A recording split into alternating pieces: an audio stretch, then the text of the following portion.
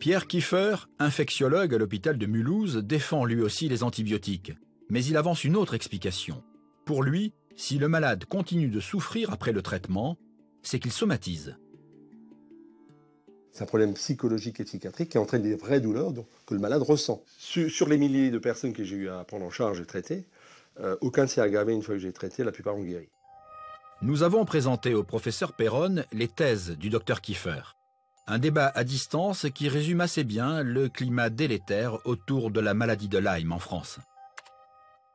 Sur les milliers de personnes que j'ai eu à prendre en charge et traiter, aucun ne s'est aggravé une fois que j'ai traité, la plupart ont guéri.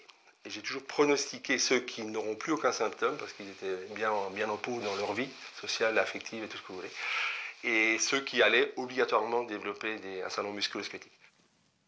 C'est curieux parce que moi j'ai vu beaucoup de malades qui avaient été suivis par le docteur Kieffer et ils ne tiennent pas le même discours que leur médecin.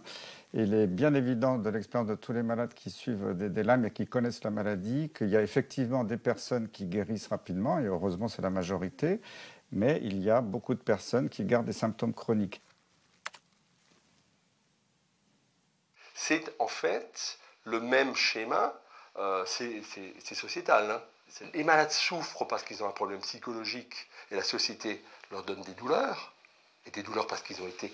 Tout simplement les fibromyalgiques, par exemple, qui ont des douleurs, les femmes qui ont des douleurs. Un tiers des fibromyalgiques ont des douleurs simplement parce qu'elles étaient violées ou violentées quand elles étaient gamines. J'ai pris mes 100 fibromyalgiques sur un papier et j'ai demandé est-ce que vous avez été violé quand vous étiez jeune. Il y en a un tiers qui ont été violés.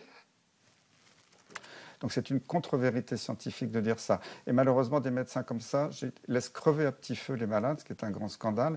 Et moi, j'ai vu des gens qui ont eu 15 ans de trous dans leur vie. Ils sont devenus incapables de travailler avec des douleurs partout, d'énormes problèmes de mémoire, des troubles cognitifs. Ils ont perdu leur conjoint, leur boulot. On les a traités de fous. Ils sont allés en psychiatrie.